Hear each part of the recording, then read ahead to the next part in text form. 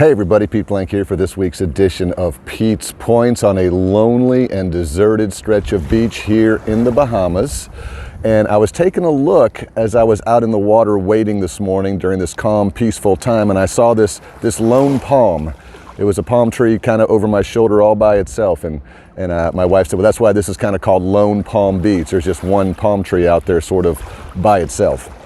Of course, what a better metaphor for leadership. Sometimes as leaders, a lot of us are out in our organizations and we're wondering, is anybody following? Is anybody supporting me? Are there any, is there followership happening? In fact, John Maxwell used to tell this story about how a leader without any followers is just a person out taking a walk. They look behind and there's no one there.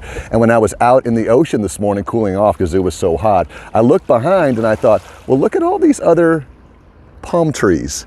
And so depending on your point of view, you could look like you're the lone palm, you're the rogue leader, no one's following you. Or from a different point of view, there's like, oh, look at all these other trees. Yeah, they are following you. And it just gave me this sort of view that maybe we need to figure out and ask our cohorts, ask our peer group, ask our cabals, hey, how am I doing as a leader? Do you think people are following me? Do you think I am influencing people? Do you think I'm inspiring people?